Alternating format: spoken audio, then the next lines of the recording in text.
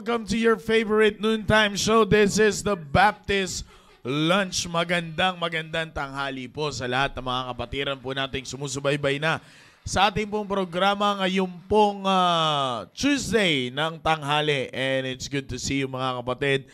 At maganda at mainit na tanghali sa lahat, pambira. Kahapon medyo umasa po ako malakas daw ang ulan sa Quezon City. Pero sa sobrang init sa Taguig, natuyo yung ulan. Pero magandang tanghali po sa lahat. No? North, South, East, and West Corner, magandang tanghali po sa inyo. At ako'y nagpapasalamat sa Panginoon na tayo po muli ay naririto sa ating pinakapaboritong programa tuwing tanghali. Sa malaking shoutout po sa lahat ng mga mothers na nanonood. Keep tuning in sapagkat alam ko ay ang iba sa inyo ay merong pinagdadaanan ngayon. Ay goodness naman talaga mga anak. Nako. Huwag nyo naman pahirapan ang mga nanay ninyo. Please naman. Wag kasi pag dumating ang pagkakataon tsaka kayo iiyak, huli na ang lahat. Alright, so kaya sa mga mothers, I do believe that right now this program will be a great blessing sa inyo. No, that's why keep tuning in at ako ay naniniwala na meron kayong matututunan po at sa tanghali po na ito. And of course, shout out sa ating mahal na pastor who is the executive producer and the director of the program, the Baptist Lunch. Alright, so shout out din sa lahat ng mothers ng ating simbahan. At mamaya babatiin po kayo ng mga co-host po natin dito when it comes to your name. And napakaganda na mabanggit nila ang pangalan ninyo at ma-recognize po namin. Of course, shoutout sa aking mahal na asawa, Mami Shobe, na ngayon ay inaalagaan pa. Grabe kasi, ewan ko kay LJ.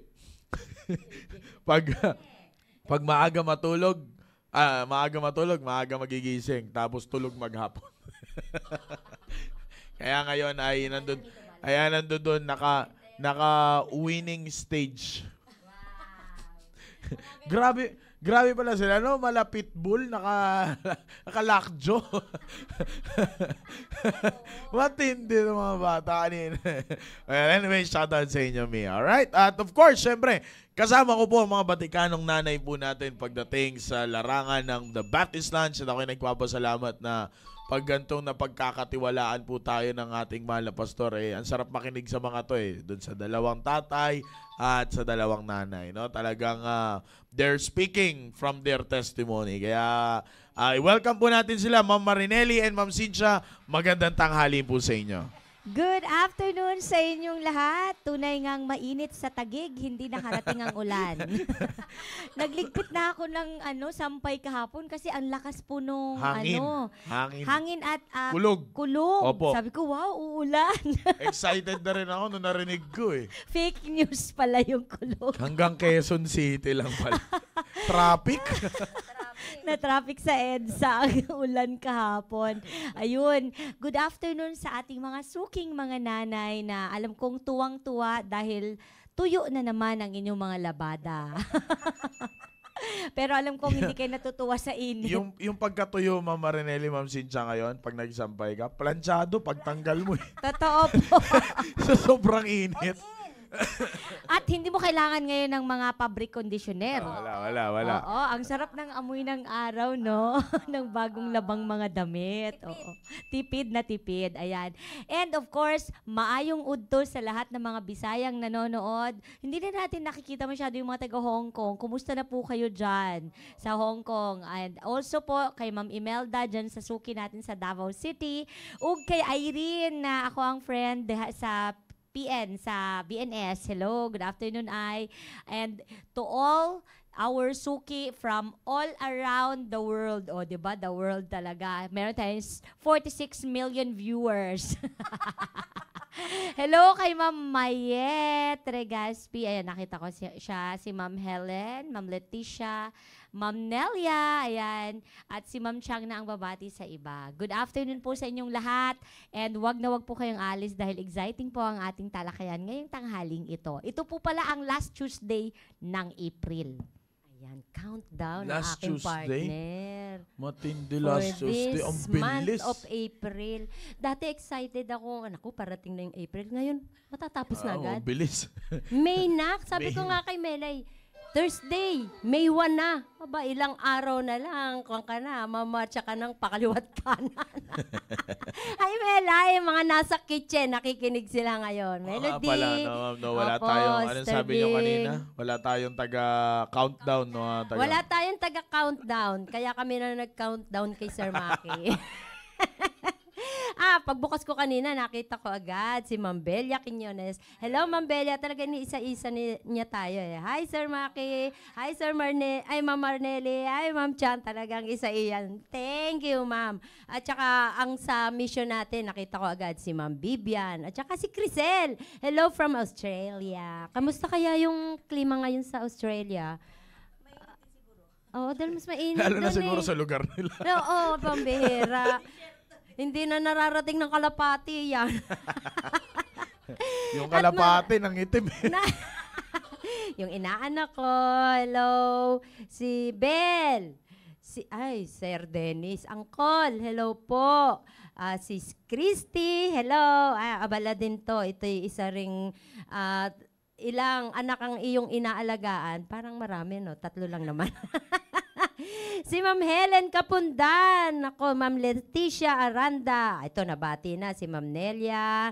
Ayan, yung ating mga suki. Talaga naman, marami pong salamat at talaga pong kayo. Si Sister Joy Agnes Estolonio. Talaga pong kayo ay nagbibigay sa amin ng inspiration. Si inaanak natin, si Angeli Maghanoy. Ito, naghahanda na rin to sa pagiging nanay. At saka, syempre, ewan ko kung na-announce na. Siya na nga mag-announce.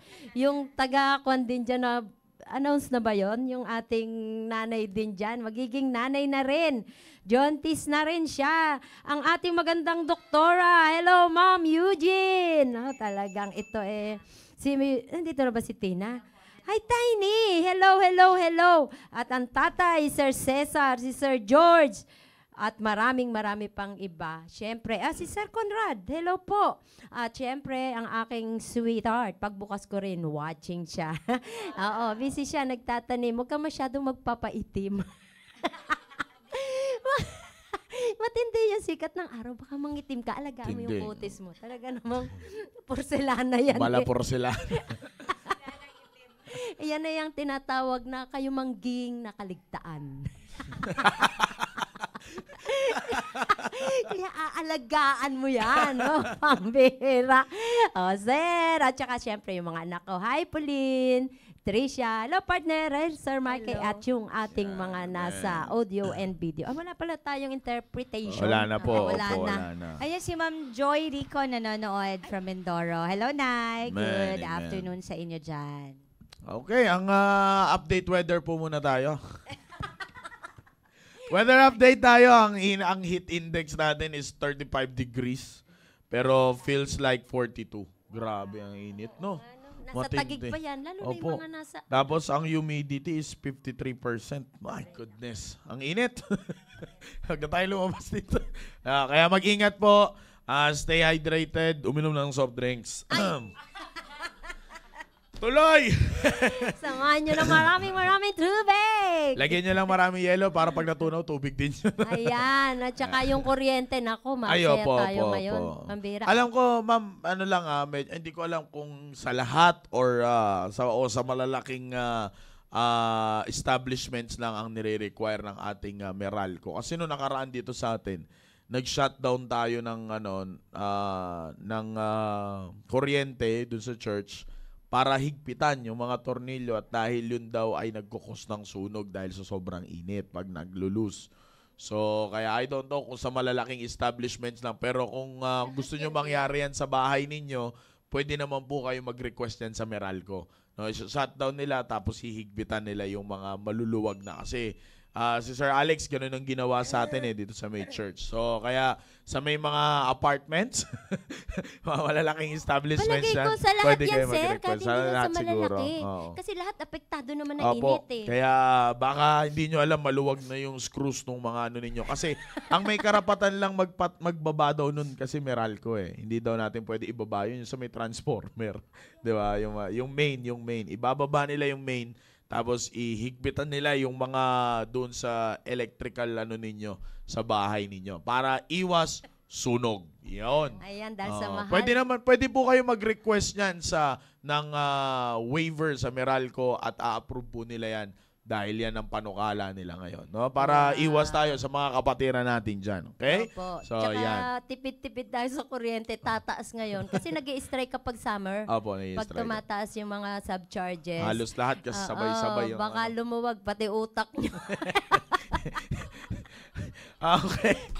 Alright, kaya sa mga nanay na nandiyan dyan, let's get excited. Alam nyo, nung nakikinig po ako nung nakaraang Tuesday sa usapin ng ating mahal na pastor, iba talaga ang revelation sa pastor Grabe talaga. Alam nyo, ang ganda po ng pinag-uusapan at marami ngayon nangangarap na maging hindi pangit ang word na mangarap sa isang Kristiyano. Nananalangin. Yan. Maraming nananalangin ngayon na maging nanay at maging asawa sa mga young people. Team preparation, magandang tanghali sa inyo. No, maraming nananalangin sa inyo na ganyan. Pero alam niyo po ba, as you listen to Pastor Hill's lesson last Tuesday, no, yung pagiging godly wife and a godly mother, no, what it takes to be a godly wife in order for you to be a godly mother. No, napakaganda po niyan. Kaya doon siya kumuha din sa nakaraan na pinag-usapan natin sa storya ni Hannah, paano naging godly mother si Hannah kasi naging godly wife muna siya. So, kaya sa mga, alam nyo, pinakamagandang reflection po doon sa mga nanay na nakikinig po ngayon, if you want to be a mother someday, wag masyadong magmadali na maging mother. Alam ko naman, isa sa pinaka-highest achievement ng isang asawa ay yung maging nanay. Sabi nga nila, masaya maging asawa pero mas masaya ang maging nanay. Pero katulad nga ng sinabi ng ating mahal na pastor, hindi porkit nanay ka na, kakalimutan mo rin ang pagiging asawa mo. Yeah. So, yun. Kaya nga, in order for those things to be balanced, napakaganda po nung lesson ng ating mahal na pastor last Tuesday. Kaya, regarding that lesson, balik tayo kay Ma'am Cynthia at kay Ma'am Marinelli para sa recap na kanilang gagawin sapagkat honestly speaking, napakaganda na mabalikan po yun. Go ahead, Ma'am Cynthia, Ma'am Marinelli. Opo, talagang punong-puno tayo ng pagpapala noon last Tuesday. Lagi naman, every Tuesday, kahit naman hindi si Pastor. Pero masigit talaga pag si Pastor pag nandito si Pastor, gusto ko makinig na lang ako. Pero talagang ang pagpapala ay tuloy-tuloy. Kaya keep on watching and pass the link para sa mga nangangailangan nating mga nanay din. Ang naging ang naging topic natin is regarding kay Hannah na naging godly wife. Kaya naman bago parang si Hannah, ito yung pinaliwanag ni Pastor, that before she became a godly woman, a godly wife, she first became a godly woman and became a godly mother. Her commitment to God matters most. Nakita natin kung paano binigay ni Hannah yung commitment niya sa Panginoon. Talagang tuloy-tuloy yung kanyang pananalangin sa Panginoon, kagaya ng kinikwento sa atin lagi yan, sa Sunday School lalo na kung paano iniiyak ni Hannah na magkaroon siya na anak, na halos mapagkamalan siyang baliw na, nalasing. Oo, pero talagang tuloy-tuloy siya. Ipinakita niya sa Panginoon yung sinseridad niya. Ganon din tayo, maipakita natin yung sinseridad natin sa Panginoon. Hindi lamang kapag tayo ay may kailangan, kundi yung sincerity natin ng pasasalamat. Dahil doon sa kanyang ipinakitang yon, lumabas talaga yung totoong karakter niya, lalo na nung nag-conceive siya at nung nanganak na siya. Halos, syempre tayo, totoo, mga nanay, di po ba tayong mga nanay? Kapag andyan kapag nakapanganak na tayo, kahit gaano kahirap maglihi, gaano kahirap magbuntis, gaano kahirap na mag-labor, pero pag nailabas na natin yung ating mga anak, napakasaya na tatanggal lahat ang ating hirap napapalitan ng kasiyahan. At yun, nung lumabas na yung ating mga anak, nalimutan na natin yung mga paghihirap natin. At andyan na yung reward natin, yung baby. Siyempre, aalagaan natin yan. At katulad ni Hana, inalagaan niya yung kanyang anak at bago pa man niya ialay sa templo. At yun yung ikinumit niya sa Panginoon eh. True talaga siya at sincere. Talagang yung commitment niya sa Panginoon. After winning Samuel, ibinalik niya sa Panginoon upang siya ay maglingkod sa Panginoon. At dito nakita yung true na karakter. Talagang karakter is continuously doing what is right. At yan yung pinakita ni Hana. Ipinakita niya na tama ang kanyang puso, yung pananalangin niya, yung kanyang paghiling sa Panginoon, kaya't dininig ng Panginoon, at yun din naman, ibinigay niya ang kanyang anak. Sabihin na natin parang bugtong na anak na rin. Nag-iisang anak. May nasundan ba yung anak niya? Nagkaroon ba siya Parang wala ako. after? Sir, somebody to help us. O, ito yung mga Oo, inisip ko yun. Nakalimutan ko itanong kay Pero Pastor wala akong last nabasang time. record. Oo, Oo, na nanganak pa nagkaroon ulit pa si siya ulit. Hana. Oo. Oo. Pero nung kanyang ipinanganak niya, binigay niya, inialay niya eh. At hindi lang yung bata ang inialay niya. Doon lumabas yung love niya. 'Di ba? Yung love, talagang kapag andyan yung love, yun talagang mag-aabound yung love mo. Hindi lang si Samuel ang inaalay niya. At sabi doon sa verse 24, nung inialay niya si Samuel, nagdala pa siya ng offering. 'Di ba? Nagbigay siya ng 3 bullocks and 1 ephah of flour and a bottle of wine. At dinala niya sa tahanan ng Panginoon, sa templo. Kaya totoo yung sinasabi lagi ni Pastor.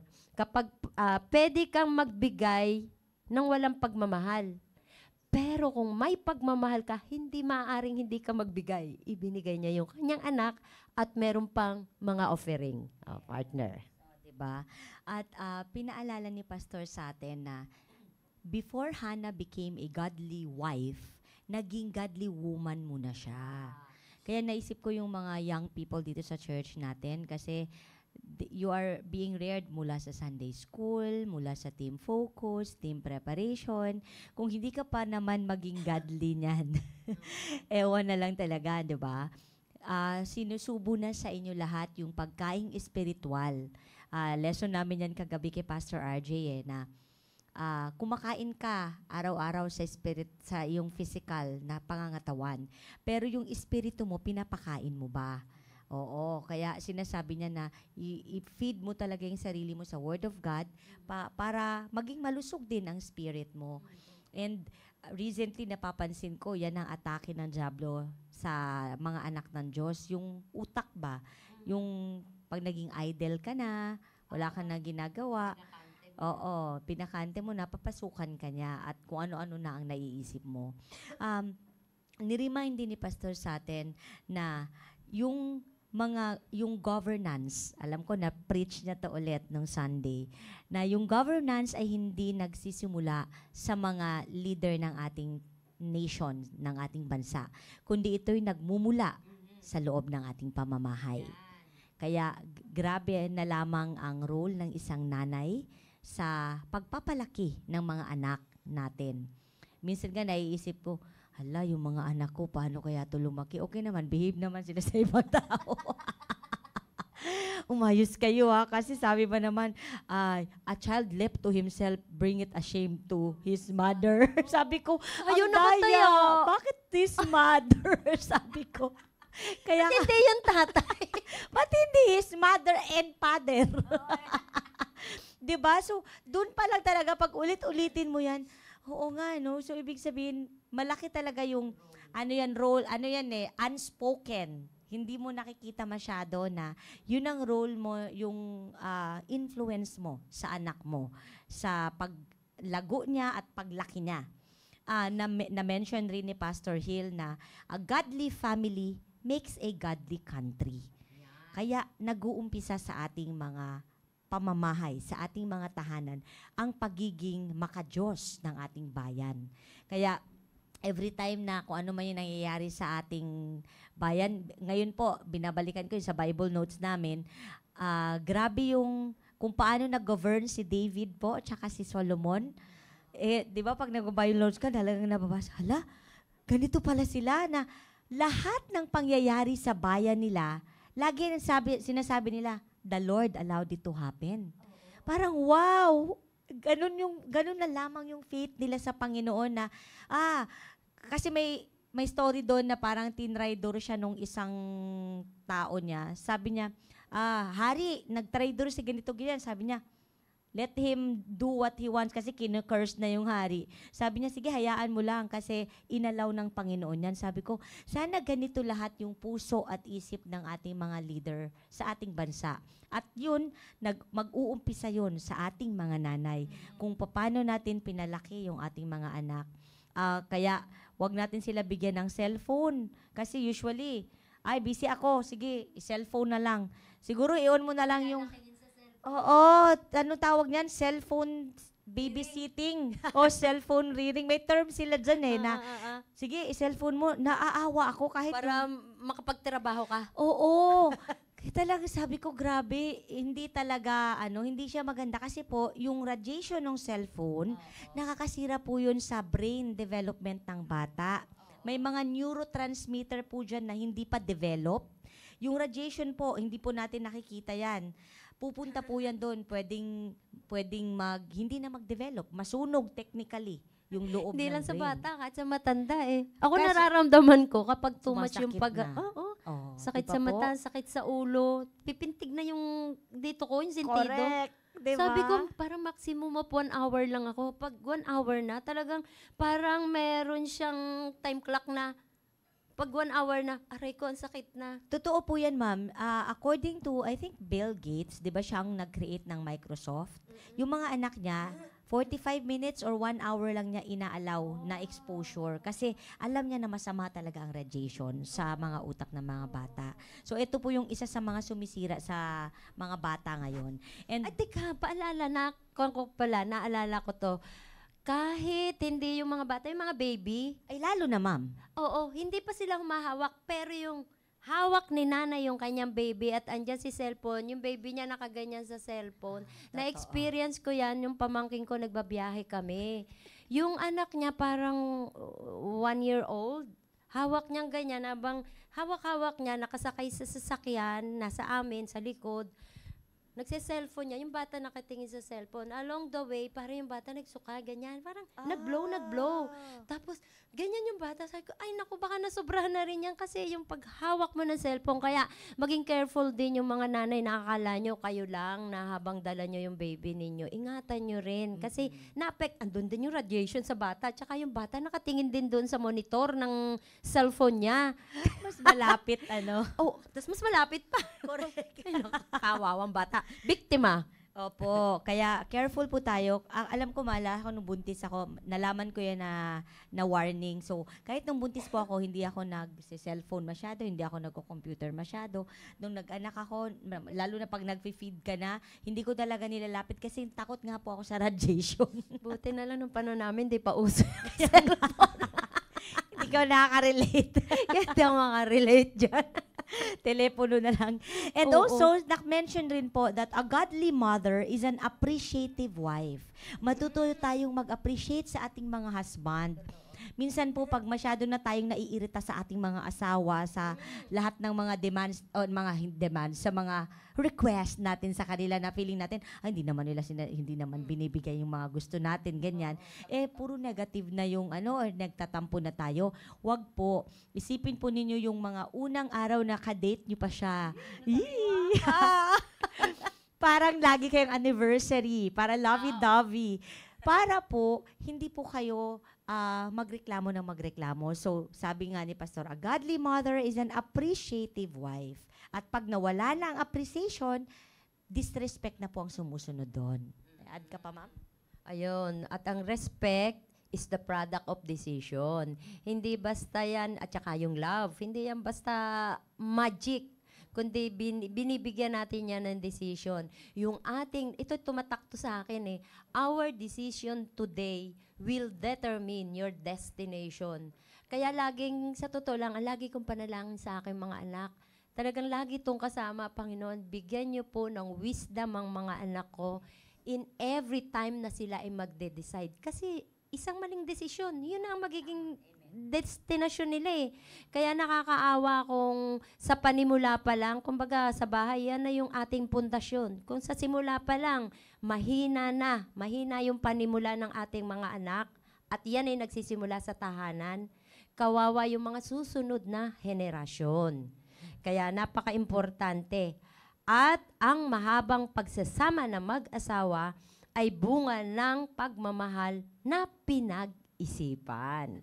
Kaya yung mga kabataan natin dyan, sana maraming mga kabataan din na nakikinig. Actually, itong programang ito hindi lang para sa mga nanay na, kundi sa mga kabataan na magiging nanay at magiging tatay pagdating ng araw. Yan ang lagi sinasabi ni Noel sa dalawa kong anak. Aba, magtanong-tanong kayo sa mama nyo kung paano yung pagtatrabaho dito sa bahay. Ano yung mga ginagawa niya sa pagluluto. Kasi darating ang araw, magiging nanay din kayo. Magluluto rin kayo. Maglilinis kayo ng bahay. Maglalaba rin kayo ng damit. Kaya wag kayo ngayon pa lang, wag na kayong tatamad-tamad. Kapag naging tamad kayo ngayon, mas kawawa kayo. Yung sarili nyo pa lang yung lalaban nyo, yung mga underwear nyo, ay kawawa kayo. Lalo na yung malalaking mga pyesa ng damit. Ay yun ang maliit na bagay. Paano na yung mas malalaking bagay na ating lalaban? Kaya kung ano yung ginagawa nyo ngayon, training na yan for your future. Kaya kung dumadaan man kayo sa tough training ngayon, pasalamatan nyo. Kung mabunga nga man si nanay, pasalamat kayo. Isa pa rin to sa sinasabi ko sa mga anak ko. Sabi ko, pasalamat kayo kasi may naririnig kayo. Pagdating ng araw, hahanapin nyo itong boses na to, maniwala kayo. Totoo po, sa bahay po, yung alam nyo po, yung simpleng, yung screen ng door. Paglalabas, ang screen ng door, papasok na yung langaw. Sabi ko, minsan pumapasok talaga yung langaw. Inis na inis ako kasi. Opo. So, these are small reminders from your mothers na talagang ma-appreciate mo siya. Pag ako po sa bahay noon, maalala ko yung lolo ko, bawal, yung, di ba may lagayan na picture sa loob ng ref. Gustong-gusto namin yun. Inumin diretso, walang baso-baso. Ay, diretso inom, ganon. Ay, naku, bawal yan, ganyan. So, yung mga reminders na to, na-appreciate mo siya pag tanda mo na. At isa pang sinabi ni Pastor, ano ba ang binibuild natin sa tahanan? Emosyon o desisyon? Oh, 'di ba? So, medyo minsan may borderline. Maliit yung borderline kung kailan ka mag-i-emosyon or hindi na emosyon 'yun. Gusto kong basahin ng comment ni Ma'am Eugene. Pediatricians advise that a 3-year-old and below children should not be exposed to gadgets. Tama, ma'am. All the more they are advised to use or play gadgets like cellphones. Yes, naalala ko yan, ma'am.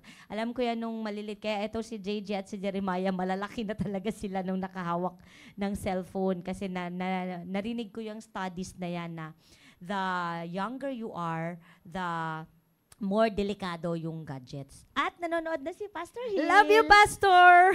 Hello, Love you Pastor too. Hill. Opo. Ito pa, meron pa sinabi regarding yung jealousy. Yung mga nanay na pa-jelling-jelling dyan. Huwag tayo mag-jelling-jelling. Maging vigilant lang tayo sa mga asawa natin. Kasi tayo bilang mga asawa, di ba, may instinct tayo. Pag mga asawa natin, medyo lumuluwag-luwag na sa prinsipyo, pwede naman natin palalahanan, pero in a nice way. Yung helpmeet nila. Kaya, kailangan din nila yung word natin. Hindi lang yung anak natin yung ating pagsasabihan. Ikaw ba na pagsasabihan mo si Jillian? Alin po? Minsan, ayan, with regards sa mga jelling-jelling na ganyan. Siyempre. Hindi, di ba, nung minsan sinasabi mo yan na nung una ka pa man dito na wala ka pa sa ministry na to, grabe ka magselos. Ay, pero, opo. pero Oo. ngayon, in a nice way na. Ang gwapo diba? kasi ng asawa ko. Sinasabi niya sa akin, Alam mo, Han, ang gwapo ko, no? Parang kasing gwapo ko ba joke niya yon, sarcasm niya yon actually. Pagka nagsiselos. Kasi yung kaibigan niya na sundalo, ganun, ay, nako sir, nagsiselos na naman yung asawa ko. Feeling naman niya, ako si Piolo Pascual. Kaya, ginaya ni Julian yun. Pagka nagsasalita ako, sabi niya, ano, feeling mo, ako si Piolo Pascual pag sasilosan mo ako. Sino ka? Oh, diba? Anyway, yun ang may mga comment po tayo, basahin ko lang po saglit. Amen, ma'am. Maingay lang naman talaga ang nanay kasi puro tayo remind sa kanila. Kung di tayo mag-iingay, walang harmony. Si Ma'am Nelia, ma'am. Ayan, sabi ni Ma'am Nelia, pag nakapag-asawa ka pa ng sundalo, asawa to na sundalo mahirap magplansa ng uniform kundi ka nasanay noong dalaga ka pa. O, diba? O, yan. Sa atin, yung barong, kahirap kayang plansyahin ng barong. O, diba? Ngayon may steamer na. Ay, social Hack to. po yung steamer.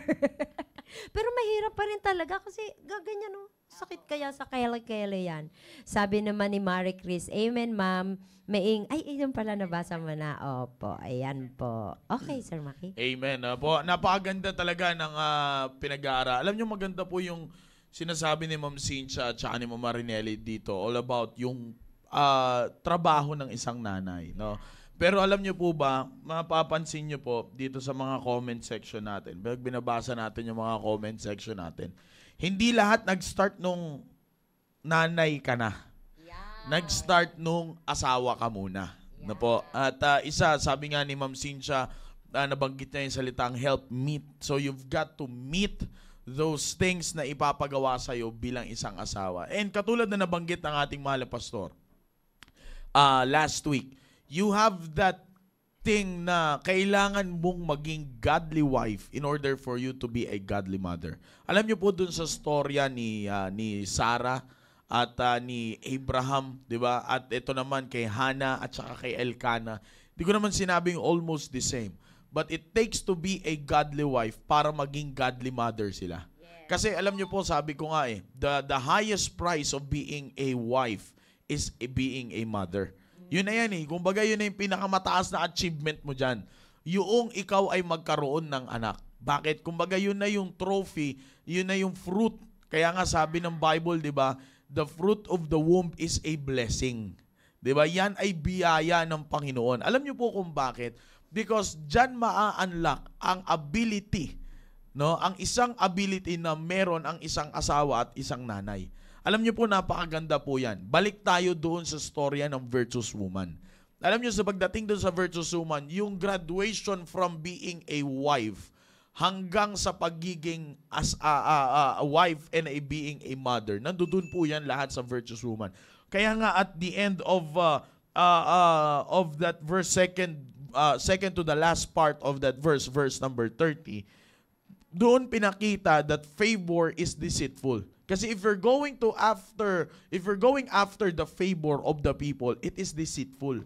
'Di ba? Minsan lalo na po, maganda nga po yung talakayan nyo kanina, yung sa anak, pagdating sa yung wag mag-spend ng masyado yung magulang sa social media.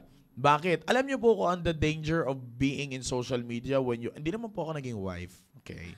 Linawin ko lang. Hindi, alam nyo po the danger of being in social media if you are a wife and if you are a mother. Ang dami nyo po makikita dyan. I'm not talking about men, ha? Don't get me wrong. But the status quo na dapat daw meron ang isang nanay at ang isang asawa. Mga kapatid, it is deceitful. Bakit? Those who are in social media, I'm not saying all, but sabihin nating majority lang, hindi ko naman lahat nila as in talagang buo, meron din naman maaayos sa social media. Katulad ng The Baptist Lunch. Di ba? Hindi natin pwede lahatin. Okay? So, in social media, you can find, na magsasabi na pag pinag-aralan mo na maigi ang implication, hindi ka dadalhin dun sa main purpose na tinuturo po ng salita ng Diyos. Katulad po ng pinag-uusapan natin last Friday sa mga tatay, if may mga tatay na nakikinig ngayon dito. 'Di ba? How to rear up children. Kung paano magpalaki ng isang anak, ng isang godly na anak at mag-rear up ng godly family. No? Ganon yung ganon din po sa inyo mga nanay. Sapagkat you've got to meet those things na dinesign po ng Diyos para sa inyo. Alam niyo po particularly, ang Diyos merong isang rason kung bakit niya nilikha si Eva. Para kay Kuya Mike. Kung bakit niya po nilikha si Eva. 'Di ba? Ang sabi nga niya kay Adan, 'di ba? Ba't Adan? Hindi 'yun ha. Kung mapapansin niyo po. Okay, kung mapapansin niyo po. Ang sabi ng Diyos kay Adam, maghanap ka ng makakasama mo at makakatulong sa iyo. Makakatulong. Yung maaabot ang pangangailangan mo. So, dun pa lamang po makikita nyo na meron ng purpose ang Diyos sa makakasama ni Adan. Ang problema, paglingon ni Adam sa kaliwa at sa kanan, sa likod, sa harap, wala man siyang makita. Kung hindi malalaking hayop, malalaking puno. Diba? Yun ang isa sa mga naging problema. Kaya nga, anong sabi ng Diyos kay Adam? Adam, matulog ka. Then, kumuha ang Panginoon out mula sa kanya, nagkaroon ng Eva. Ngayon, mga kapatid, being a wife, nakita natin yung pagiging support ni Eve sa kanya. But dumating sa punto ng pagkakataon that she became the reason kung bakit nagkaroon ng flaw si Adam. Diba?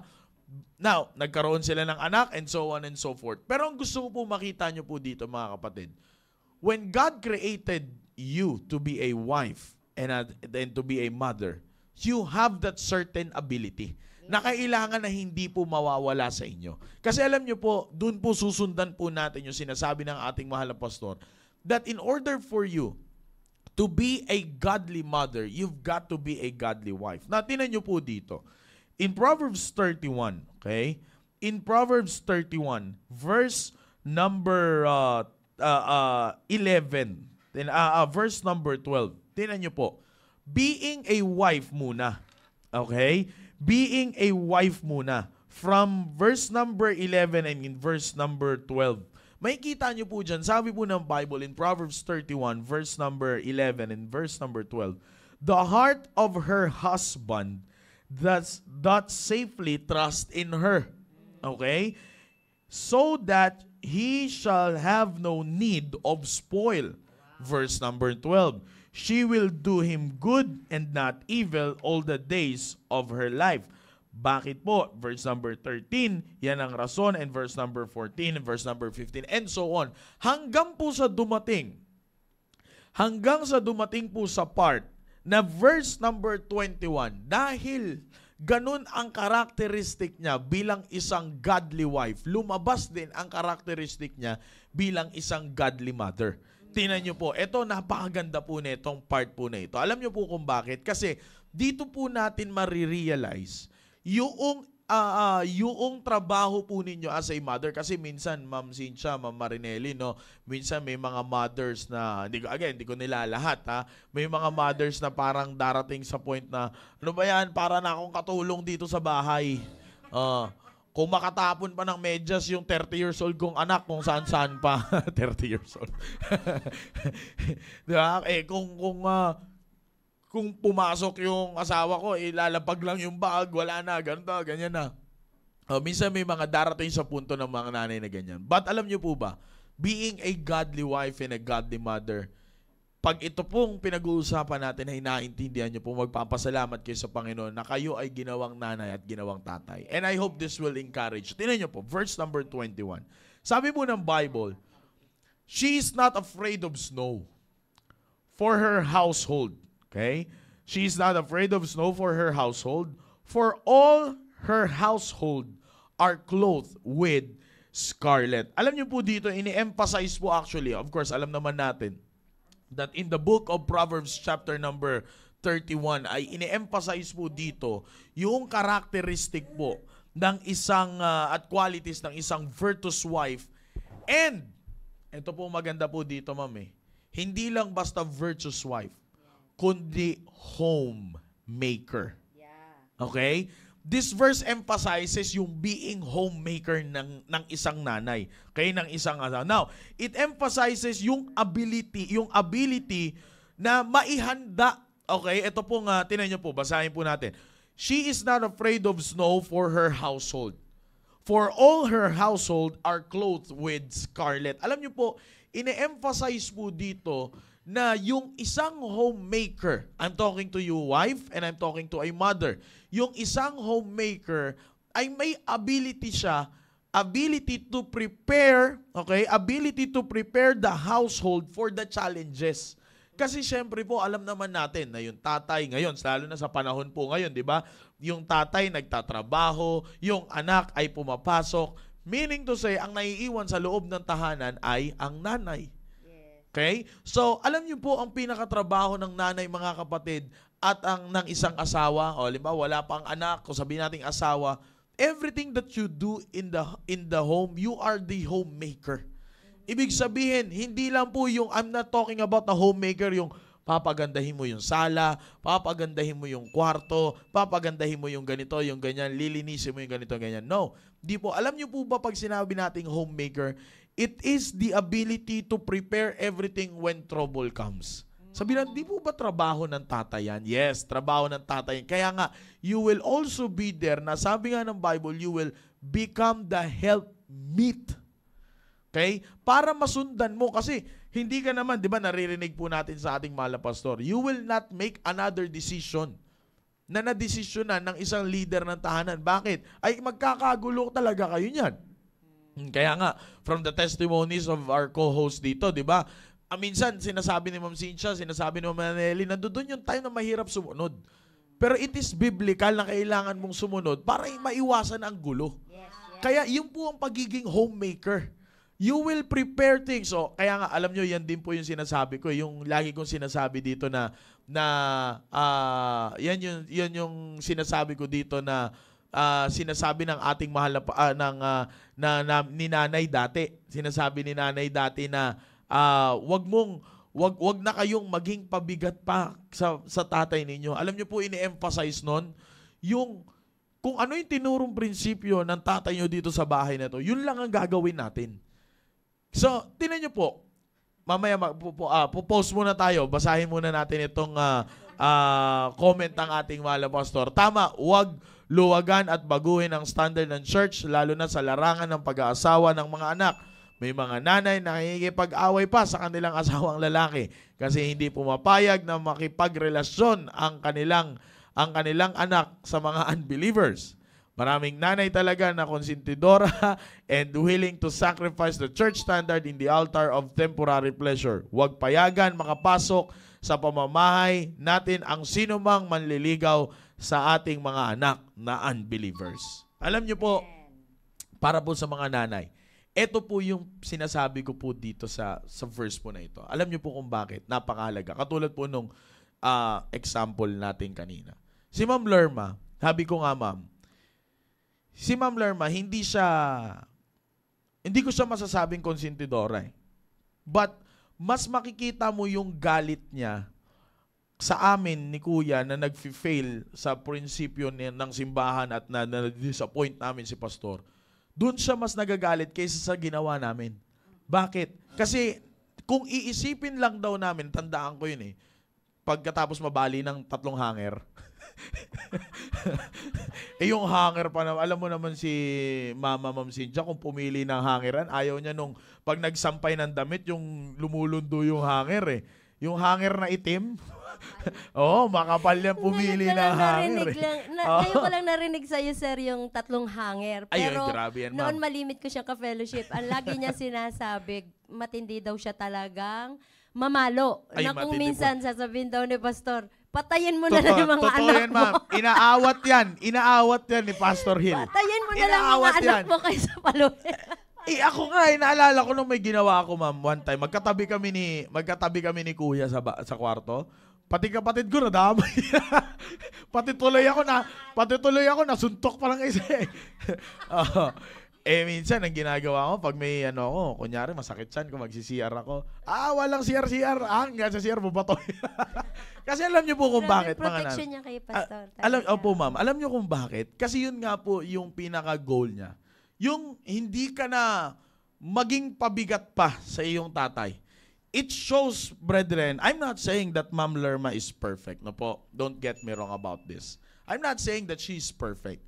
Pero alam niyo po, I can say that as far as my mother is concerned, no, as far as myself as a son of Ma'am Lerma is concerned, alam niyo po, kaya kong sabihin that praise God that I have a godly mother. Bakit? Kasi from being a godly wife, alam niyo kinikwento po yan ni kamakailan nag-uusap po kami ni tatay, no? At kamakailan nag-uusap kami, kinikwento niya si nanay na ito yung katangian ni nanay nung kami palang sila palang dalawa, ganito, ganyan. Kinikwento niya po sa akin. Talagang kung ano yung sabihin ni tatay, yun din lang yung gagawin ni nanay. Sometimes nagtatalo sila when it comes to those things, pero pag napaliwanagan na ng maayos ni tatay, everything is set. Kaya makikita nyo po, from being a godly wife, nandun siya ngayon sa pwesto ng isang nanay na when circumstances comes, yung pag dumating yung problema, katulad, halimbawa, nag-fail yung anak, anong gagawin ng isang nanay? Katulad ng sinabi ng ating mahal na pastor, does the mother need to be konsentidora? Sabi nga ng ating mahal na pastor. Para lang, kasi ano na po yan halimbawa ngayon sa ating pong simbahan, may tinuturong prinsipyo mula sa salita ng Diyos at sinasabi naman niya ng ating mahal na pastor, hindi niya yan standard, hindi niya yan prinsipyo. Prinsipyo at standard yan ng salita ng Diyos. Kasi without the Word of God, mga kapatid, labo-labo po ang buhay natin. Para sa mga nanay po, no? Kasi alam ko, sabi nga nila, iba daw ang puso ng nanay. Diba? Iba ang puso ng nanay. Nandoon, syempre, medically speaking, connected kayo sa anak ninyo. Diba? Kaya nga, ngayong breastfeeding pa si LG, kita ko po talaga yung connection Bagamat nasasabi ng iba na talagang sobra ang pagka-daddy's girl ni LG, pero alam nyo po ba talagang, minsan talagang kung itulak niya ako at kung paano niya hanapin si mami niya, ay matindi. Opo, matindi po. Talagang meron nga po yung one time, bit-bit ko lang siya. Ang ginawa niya, nagliad lang siya. Nung nakita niya yung nanay niya na nasa paligid lang, tsaka siya bumalik matulog. Ganun lang. Ganun lang. Sinisigurado niya lang na nasa gilid lang yung nanay niya. Meaning to say connected. Pero alam niyo po ba, katulad nga po na sinabi ko, hindi hahayaan ng Panginoon. Kaya siya nagbigay ng kanyang salita as the final authority of our life in this earth. Because hindi niya hahayaan na sisirain ng mundo na ito ang ability na meron ang isang godly wife at ang isang godly mother. Tingnan niyo po, balik tayo dito. Ito po ay ability ng isang nanay na i-prepare ang kanyang pamilya for the challenges. O dito particular, snow. Wala naman tayong snow dito Okay, particularly, dito lang, init ang meron tayo dito. Kailangan namin ng snow. Particularly dito po sa verse, snow ang ginamit. Because during those time, shout out sa mga estudyante ni Sir Randy, Custom and Tradition, during those time, grabe ang lamig. Grabe ang lamig during those time. Kaya nga, talagang ipiniprepare niya. Ipiniprepare niya yung kanyang household dun sa mga challenges na pwedeng mangyari. Let's take the word challenges. Speaking of challenges, madami. Madaming pwedeng dumating. Kaya nga, ang ability po ng isang godly mother, if you, sa lahat ng mga wife at mother na nakikinig po ngayon, if you will be committed sa Panginoon at magko-commit kayo na to be a godly wife, surely you will be a godly mother. And if you will be committed as a godly mother, ito po ang ability na to ang lalabas. Diba? Ano pong ability yon? Yung mai-ready mo yung household mo sa mga problema, challenges na pwedeng dumating. Kasi 'di ba, minsan ngayon po may mga bumibigay na nanay na, ay sus, narinig na nila yan kay pastor. Ganito ang gusto. Sige, ito na lang, pang. Kung wala na talagang problema, sige, maghiwa-hiwalay na lang tayo. Di ba? Minsan nanay pa ang nangunguna sa ganyan. Sinabi ni pastor, balikan natin. Kaya ako sinasabi ito sapagkat marami na akong kina-counsel na ganito ang pasimula. Dadalhin nyo sa church at madali naman susunod sa biblical principles kasi naliligaw pa lang. Pero pag mag-asawa na, malaking problema na. Children of God should not gamble with the children of Satan. No? Kaya po mga mothers, ito po yung sinasabi. Halimbawa, yung sinasabi po ni pastor, dumating na challenges sa inyo. The best question is, did you really prepare your household for it? Di ba? Kasi sabi po dito sa Virtuous Woman, she is not afraid. Abay, matapang ang nanay na ito. Si Chama Marinelli. She is not afraid of snow. Alam ko malamig ang snow. Alam kong sa sobrang lamig, pwedeng magkasakit. Pwedeng magkasakit ang anak ko. Pwedeng magkasakit ganito. Magkaroon kami ng problema. Mawala na ganito. But she's ready. Sabi niya, she is not afraid of snow for her household. Sa buong kanyang sabayan, she is ready. Ano man ang challenges na dumating sa kanila, that mother is ready. That wife is ready. Oh. Di ba po, nung nakaraan na magkakasama po tayo dito nagbabasa tayo ng comment. Di ba, may mga problems na nag-a-arise. Pero ano po ang dulo? Tingnan nyo, ano po ang dulo nung problem na yon na sinasabi nyo sa comment? Pansin nyo po ba yun, ma'am? Di ba? Magsasabi sila ng problem nila. Pero at the end, ang dulo ay salamat sa Panginoon na despite ng problema na yan, ito pa rin kami ngayon. Ganito pa rin ang kalagayan. Bakit po? That shows that you're ready. As a godly mother, ayan po ang nagagawa ng isang godly mother at ng isang godly wife. Ready siya sa lahat ng challenges. At hindi lang po yan. Ito ang maganda dyan eh. She's not afraid of snow for her household, for all her household are clothed with scarlet. Alam niyo po, dito po mga kapatid, ang sinisimbolize ng scarlet, alam niyo po ba during those times, in the Old Testament times, pag sinabi po nating scarlet, ito po ay often interpreted as a warm protection and even salvation. Kaya nga po hinalintulad ito sa idea, it mirrors the idea of God's protective grace. Di ba po? It mirrors the idea of protective grace ng Diyos po sa atin. Bakit? Because kaya nga lagi natin nasasabi, Ma'am Cynthia, Ma'am Marinelli, na it's only by the what? Grace of God. Sa biyaya ng Panginoon. Kasi yan po ang nagsisimbolize ng protective grace ng Diyos, na yan yung nakaharang dyan, na imbis na problema ang makita mo, imbis na ma-encounter mo ay problem, dahil your family is clothed with scarlet, at clothed yan ng grace ng Panginoon, hindi mo makikita yung problema. Challenges may arise in the family, you will encounter problems in the family o sa inyong husband bilang isang asawa at sa bahay ninyo bilang isang anak. Pero makikita nyo po, if there is that scarlet in the family na inihanda ng isang godly mother at ng isang godly wife, you will be safe and you will not be afraid. Maliwanag eh. Sabi ng Bible dito sa Virtuous Woman, she is not afraid.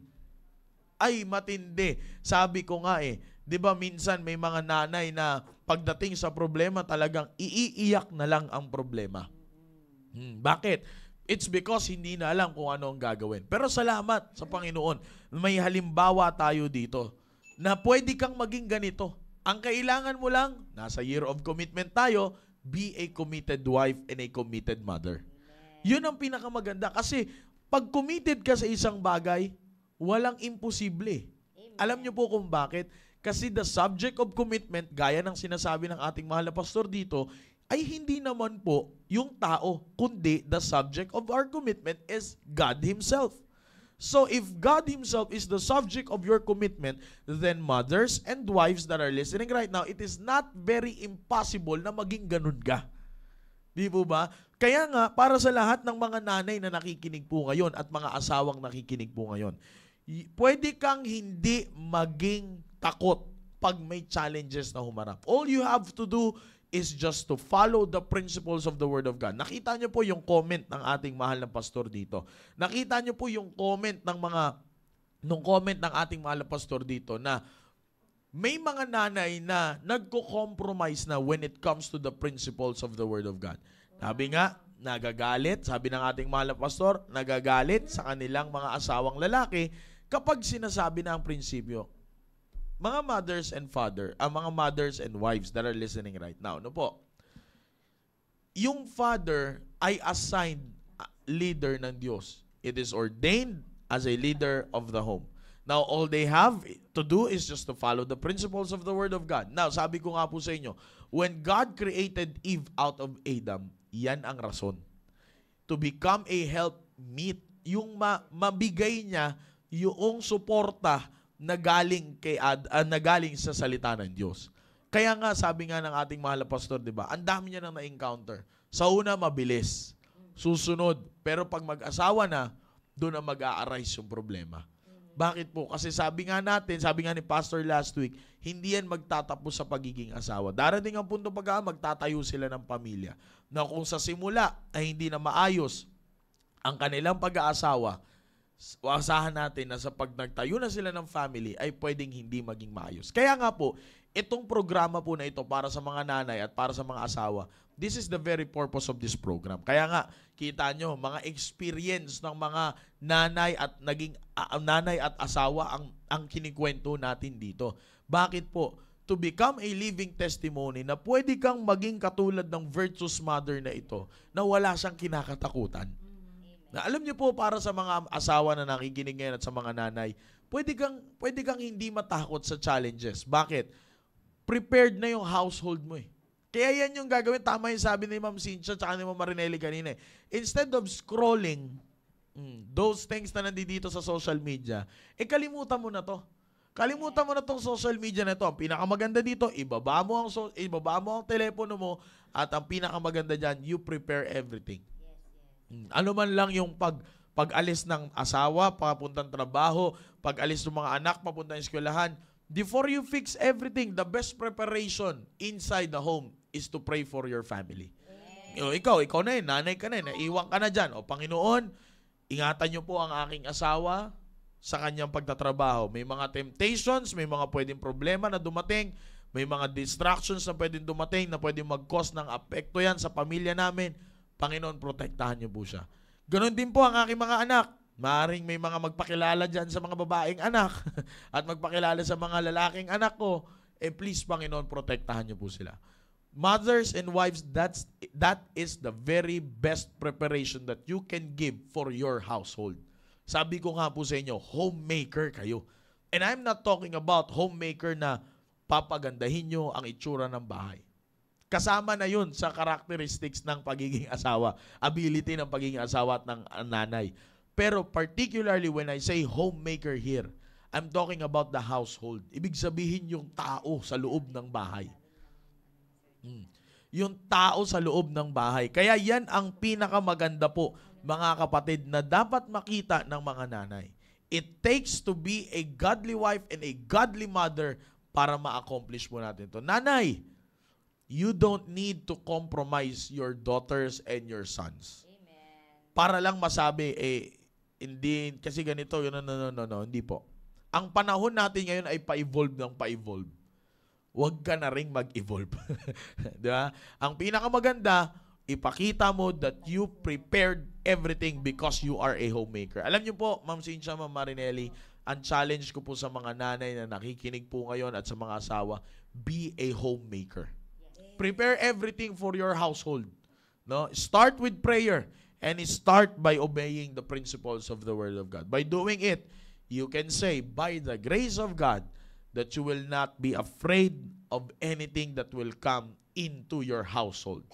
Not in your home, into your household. Kaya nga makita nyo yung comment ng ating mahal na pastor, huwag pahintulutan na makapasok sa loob ng tahanan yung mga ganong klaseng bagay. Ano po ba yung tahanan na tinutukoy doon ng ating mahal na pastor? Is it the building itself? No. It's the family. Di ba? At yan po ang trabaho ng isang nanay. Mga nanay po na nakikinig dyan, grabe po. Sabi ko nga, medically speaking, scientifically speaking, grabe. Grabe ang pwedeng mangyari na tulong pag ikaw ay naging isang godly mother and a godly wife. Kaya ngayon pong hapon po na ito, para mas lalo pang sumarap ang ating usapan, kasama po natin ang ating mahal na pastor. Yan. Pastor Hill, magandang tanghali po sa inyo, Pastor Hill. Magandang tanghali. At sana hindi na ako mag-join pero maganda yung discussion . At nakikita kong kailangan talaga. No? Amen. At kinakailangan natin bigyan ng pansin ang mga bagay na ito, no? At sana maunawaan ng mga miyembro ng programa pong ito ay talagang para sa kapakanan ng pamilya at makakatulong sa kabataan. Wala tayong programa rito na hindi personal. Ang ibig sabihin ng pag sinabi kong hindi personal ay hindi mapapakinabangan ng magulang, ng tatay, ng nanay, ng mga kapatid at mismo yung taong involved. In other words, every time na ako magsasalita sa pulpit, personal yan. Sa iyo yan pa. Kung sino man nakakapakinig noon, personal na para sa iyo talaga yan. Hindi mo na kinakalang sabihin, pinipersonal yata ako ni Pastor, ay talagang pinipersonal kita. Kaya kung may mga magulang man na nakakapakinig ngayon sa akin, at kung sa palagay mo, ikaw yung tinutukoy ko, ikaw na nga yun. Wag lang ipasa sa iba. Kasi sino makikinabang? Sino pa ang dapat makinabang? Isipin nyo, nagsasalita ako hindi para atake, kundi para pakinabangan. Okay? Now, kaya ako pumasok, mga kapatid, kasi sabi ko nga sa inyo, magandang discussion eh. Kung napapansin nyo, sa baba nung comment ko, may nag-comment na isang kapatira natin na babae na nagpapahayag na totoo yung aking sinasabi. Okay? Pwede ba, maaari mo bang basahin nyo? Sino pwede bumasa sa inyo? Ma'am? Okay na po. Si Ma'am Cynthia po, si Ma'am Cynthia. Sige. Ito po, sabi po ni Ma'am Christine, totoo po, gaya ko nakapag-asawa ng unbeliever na ngayon siya na ang nagiging dahilan para hindi makapag-church. Akala ko parusa yon ni Lord. Noon pala, yun na ang consequences sa ginawa ko na nag-asawa ng isang unbeliever. Young ladies, please listen and stick to the standard of the church. Yun. Salamat. Kaya pinasalamatan ko, Sister Christine, na kayo ay nag-comment kayo ng ganyan. At hindi naman bagamat, hindi ako na humihingi ng suporta o sang-ayon na ganyan, sapagat at sinasabi ko ay proven na kasi ako'y nagka-counsel ng mga napakaraming kaso na yan talaga ang pinakang problema. Ngayon, eto sinasabi ko sa mga magulang, ang mahirap nito, yung mga nanay, kasi itong Martes ay programa ng mga nanay. Okay? Pasensya na kayo na maya-maya mag-hoarse yung voice ko kasi pag tumatagal talaga, nagbabago yung voice ko eh. Ngayon, yan ang sinasabi ko sa mga nanay. Ngayon, sa pagtang programang ito particularly, how I wish nakikinig kayong lahat ng mga nanay. Kasi pakikinabangan ninyo ito eh. Ang problema sa mga nanay, nakikipag-away pa sila sa mga asawa nilang lalaki na naninindigan sa church principle or standard. Okay? Bakit? Tinatamaan sila sa puso nila, no, ng mga bagay na emotional. You see? Emotional. Minsan mga kapatid, kahit na lalaki, merong ganito makinig din kayo mga tatay. Alam ko meron dyan ngayon, nandyan. Masyado kayong emotional. Okay? Kasi nagsisimula kayo sa conviction, pero nagtatapos kayo sa emotion. You see that? So, nirarambol ninyo na para kayo nagtataya sa wedding ng numero. Nirarambol ninyo. Yung conviction, nagsisimula, ang ganda-ganda ng conviction, pero pagdating sa practice, emotion na ang pinapairal ninyo. Which is wrong. Ganyan ang nangyayari sa mga nanay ngayon at maging sa mga tatay. Akala nyo naninindigan kayo sa conviction, pero ang totoo noon, ang pagpapalaganap ninyo o pagpapaganap ng inyong conviction ay isa ng emotion. Hindi tama yun. So, makikita nyo, pagka sinabi natin na ang sinabi ng Biblia, sabi ni Paul sa mga taga-Korinto, huwag makipamatok sa mga hindi mananampalataya, period. Huwag nang magbaka sakali. Kasi nga, hindi mo alam yung emotion ng tao na yun, ng lalaki o babae, nung lalaki na nanliligaw sa anak mong babae at yung babae na nililigawan ng anak mong lalaki, na kaya madali silang sumang-ayon ngayon sa prinsipyo ng simbahan kasi nagliligawan pa lamang. Umiiral pa yung emotion. Ang nangingibabaw sa kanila ay emotion. You see? Ang nangingibabaw sa kanila, hindi conviction. Akalain mong sumang-ayon sa kagad silang magpabautismo, hindi pa maliwanag ang kaligtasan? Para lamang makasama sa simbahan, maging kunwaring kapananampalataya. So ano ang umiral doon? Maliwanag na hindi conviction, kundi emotion. Bakit? Very high pa sila sa ganung klaseng kalagayan. High pa sila doon. So, grabe pa yung kalagayan nila. So kaya, ang dapat maunawaan natin, mga kapatid, pag sinabing wag, sapagkat bandang dulo, katulad ngayon, ng kapatid natin na yan, in fact, hindi lamang yan, Sister Christine, marami pa akong kinounsel. Na hanggang ngayon nagka-counsel ako ng the same problem, the same root of the problem.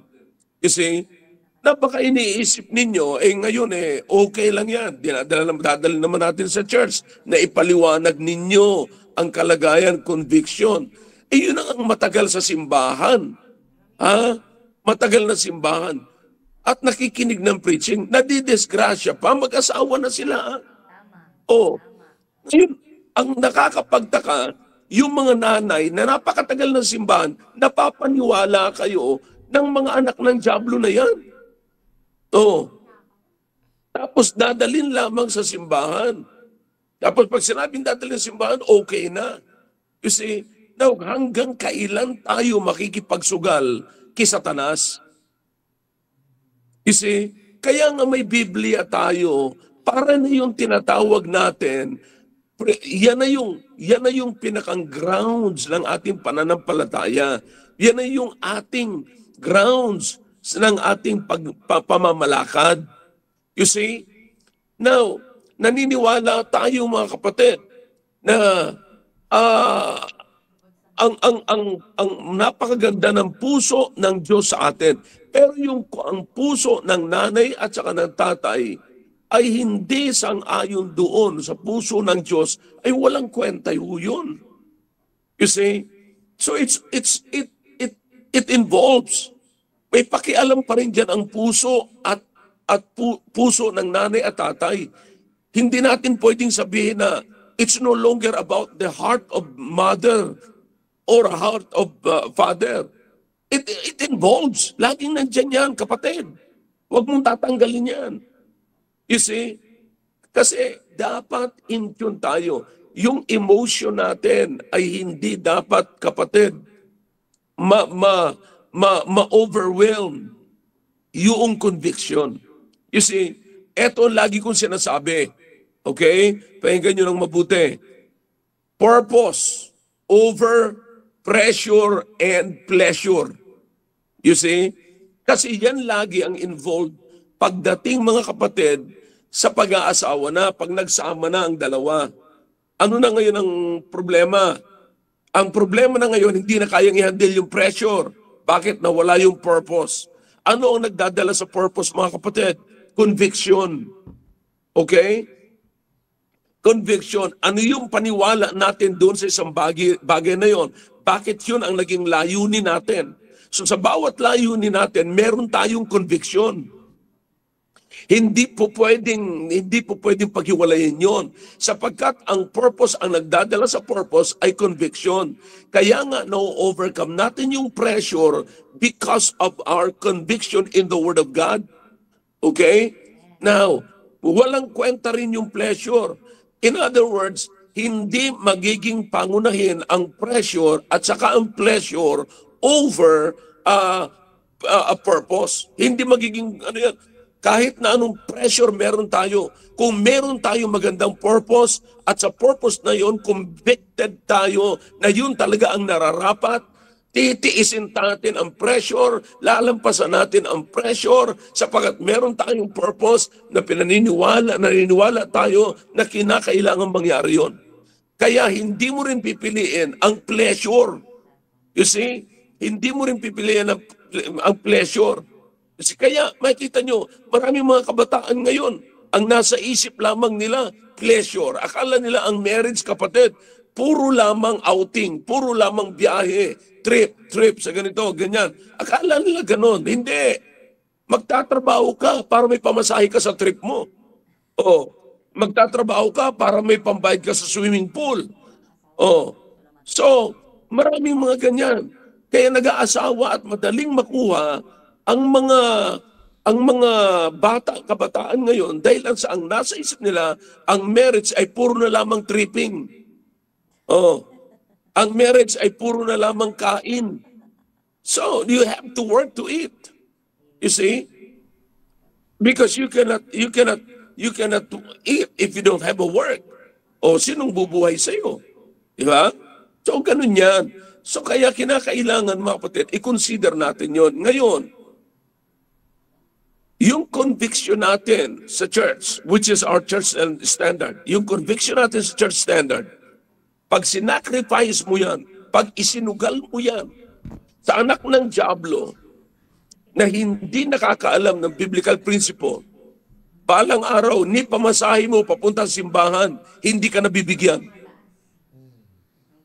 At kung hindi ka nabibigyan ng pamasahe mo papunta sa simbahan, makakapagbigay ka pa rin kaya ng tithes and offering mo, maliban na lamang sa isa-sacrifice mo na naman, nadadayain mo siya, magkukupit-kupit ka para lamang makapagbigay ka sa gawain ng Panginoon. See that?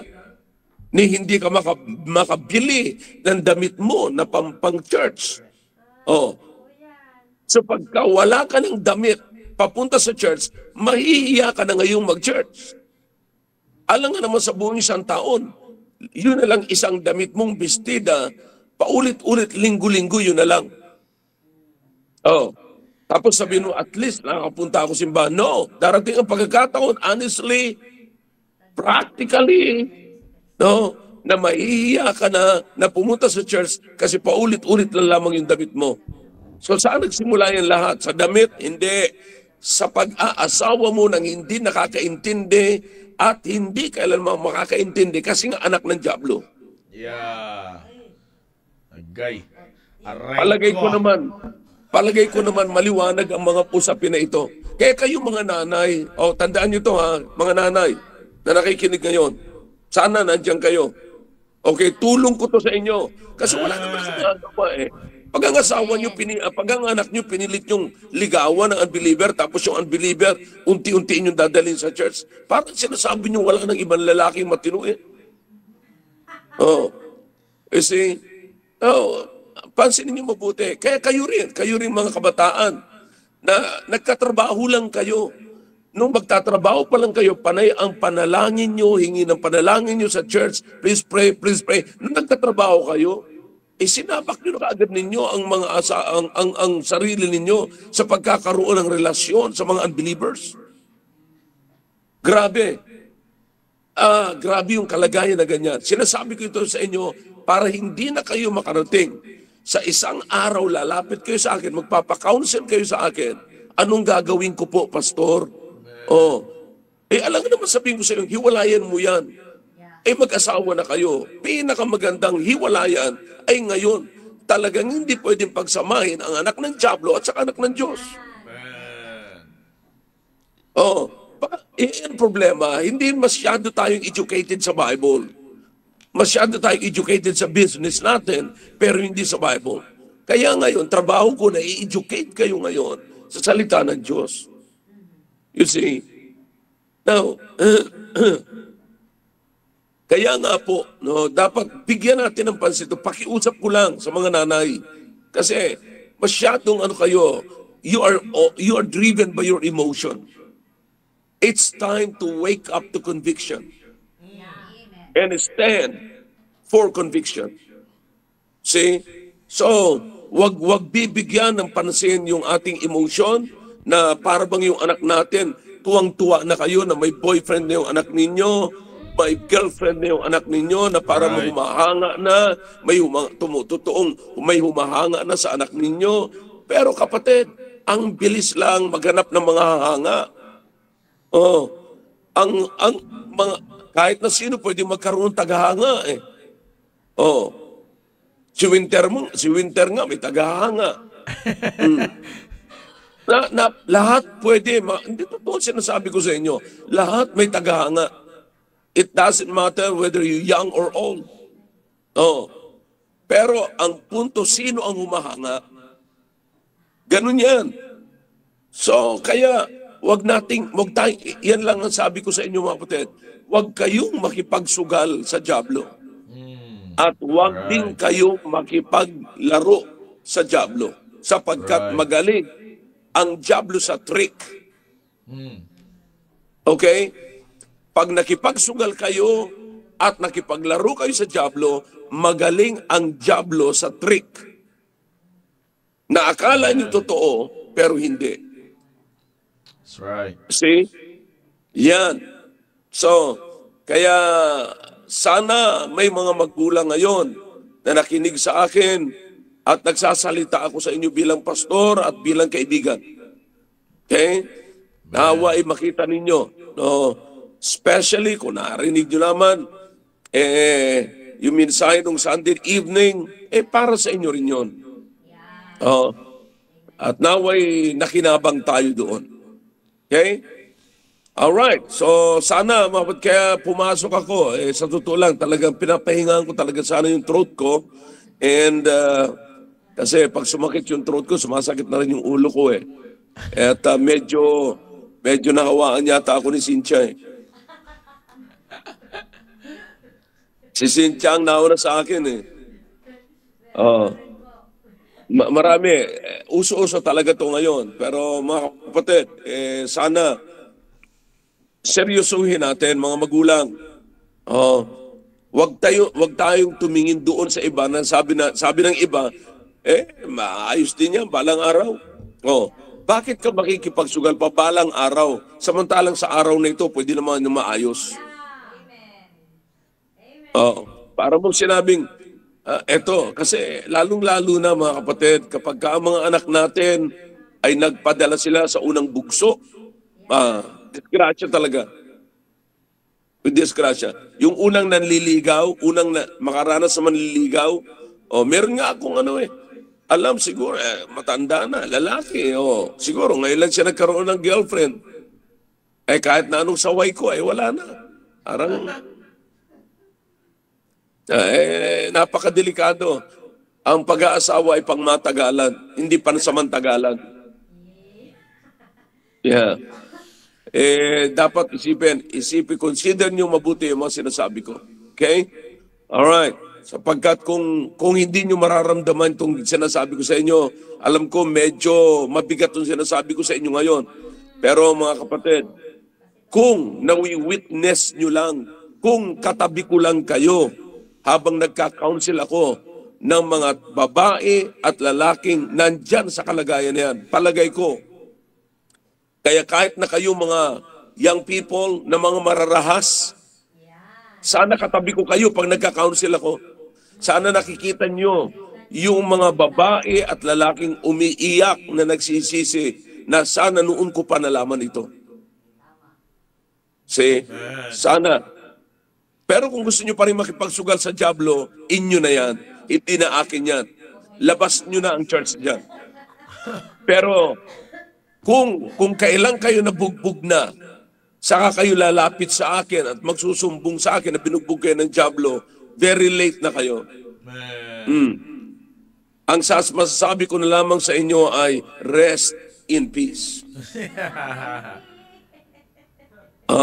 So sana mga kapatid ay meron tayong i-consider dito sa napakinggan natin ngayon. Okay? Alright. Thank you, Mark. Thank you, Cynthia. Thank you, Marnele. Na kahit wala ako dyan, tuloy-tuloy ang programa natin. Amen. Thank you po, Pastor Lee. Advice ko rin sa mga tatay, huwag masyadong maging emotional. Huwag niyong ito-turn yung conviction sa emotion. Malilito ang taong makikinig sa inyo. Okay? Malilito. Wag niyong babaliin. If it is conviction, it is conviction. Ilabas niyo yung emotion. Okay? All right. Amen. Thank you, thank you. Amen. Tumaas po yung heat index natin. Inaasahan ko yan, inaasahan ko yan. Kaya yung nga ako pumasok. Kaya nga ako pumasok kasi maganda yung discussion ninyo at nakikita kong kailangan. Oh? Yeah, opo. Actually, yung heat index po dito sa Taguig kanina ay 35 yung heat index. Dahil po sa topic natin, sumingkwenta yung heat index. Yeah. Lalong hindi uulan. Yeah. Alright. Sige lang, tuloy-tuloy lang tayo mga kapatid. At Amen. magpasalamat na lang tayo na lahat tayo ay nagkasama-sama sa church. Ingatan Amen, natin amen. ang ating mga anak. Tandaan natin, binigay sa atin yan ng Diyos. Tayo ang caretaker. Tayo ang nag-aalaga sa kanila. Tayo ang naka-assign para sa kanila. Kagabi nga, nagbibiroan kami nila Brother Rudy. Sabi ko, pambira Brad, nau-offend na ako sa mga taong ito Anong sabi ni Brother Rudy? Pastor, huwag kang mau-offend. Naka-assign ka dyan. Akalain mo si Pastor Rudy, pinapaalalahan ng si Pastor Hill. Parang si Satanas po na ang Diyos joke lang. Talagang, biro lang. ako naman nagpapasalamat. Totoo naman yung sinabi ni Yes, Pastor amen. Rudy. Amen, Totoo amen. naman yung sinabi niya na talagang wag akong ma-offend. Kasi pag ako'y na-offend na, kaya sabi ng Biblia, sabi sa Hebrews obey them which have the rule over you. Amen. Sapagkat kapag siya ay na-offend, hindi magugustuhan ng mga tao ang pwedeng mangyari. Yeah. Hindi pakikinabangan. Tama yun. Okay, Amen. back to you.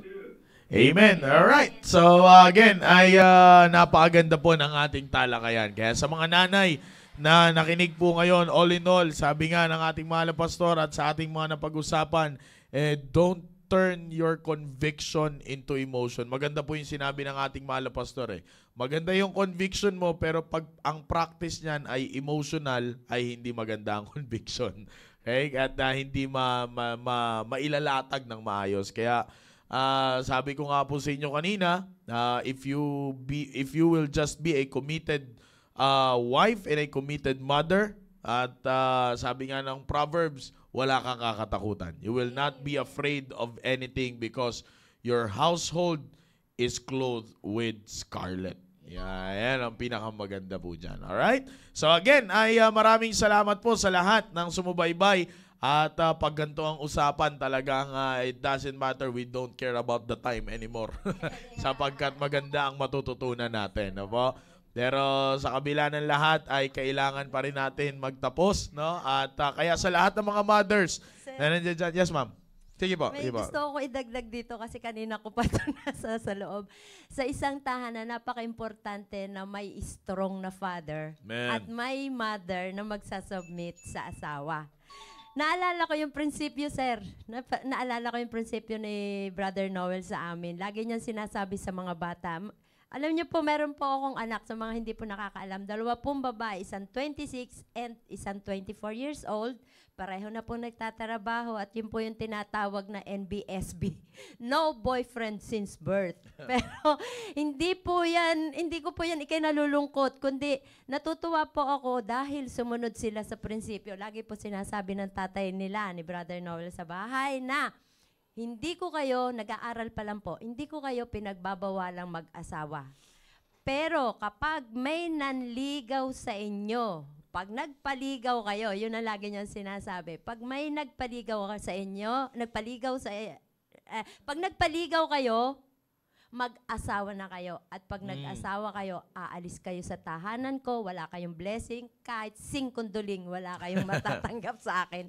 At tumatak yun sa kanila. Natutuwa ako dahil meron ngang may ganoong prinsipyo yung asawa ko. At yun naman aking, nag-submit ako doon sa prinsipyo niya.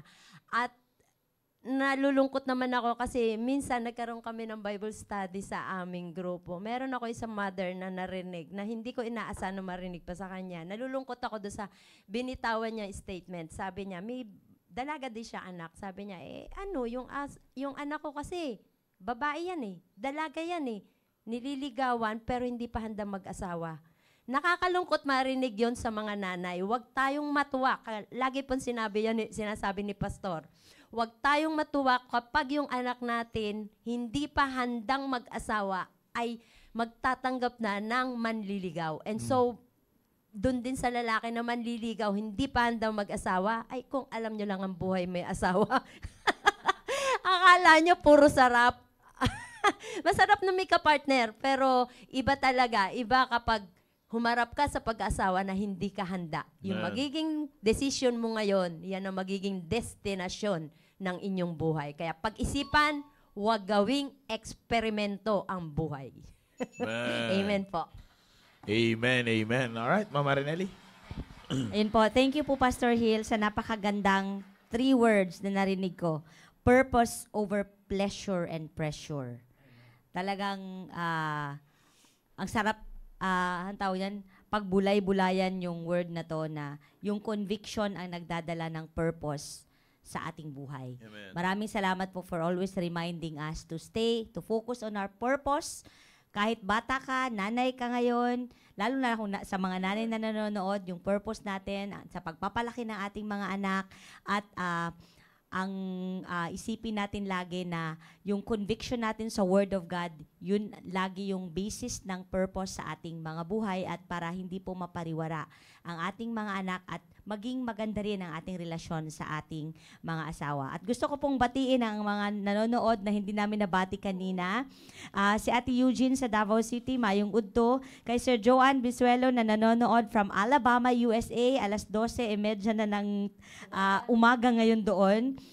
Si Ma'am Tang, si Ma'am Ruth, si Pastor Rick, si Sir Michael Dumenden, at si Ma'am Sheila Haramilio at si Sir Ian Juarez. Thank you po. Hanggang sa susunod, May na po, next week. Magkita-kita po tayo ulit dito lang sa Baptist Lunch. Yeah, amen, amen. At again, mga kapatid, ay maraming salamat po sa lahat ng sumubaybay and happy birthday kay Ma'am Jenny and Thea. Yan. Happy birthday po sa inyo. Happy birthday, Ma'am Jean. Happy birthday po sa inyo, Ma'am Jean. And may God continually bless you, your ministry, and your family. Alright. So again, ay maraming salamat po sa lahat ng sumubaybay sa ating pong programa. Ganyan, kasama po natin ang ating mahal na pastor, is the executive producer and the director of the show. At 10 na po ng aking mga kasamahan po dito, ang mga technicians, ang audio technicians natin, live streaming controllers natin, ay maraming salamat po. And we will see you in the next episode of your favorite noontime show, The Baptist Lunch. On top of all this, all we can say is to God be all the glory. Have a blessed afternoon ahead. Bye-bye. Bye. See you next Tuesday.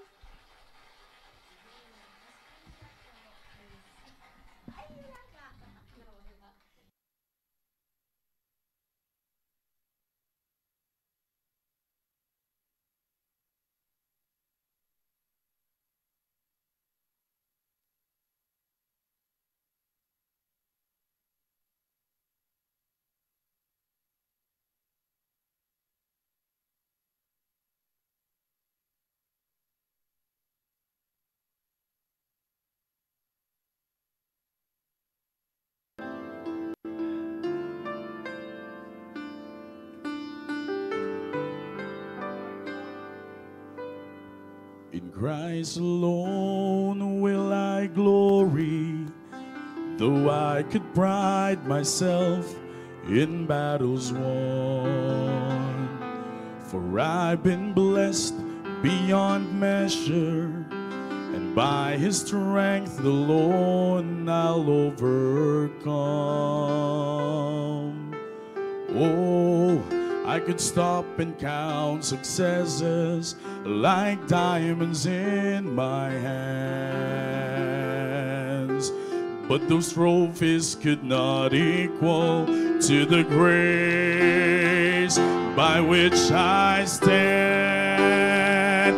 In Christ alone I I place my trust and find my glory in the power of the cross. In every victory, let it be said of me, my source of strength, my source of hope is Christ alone.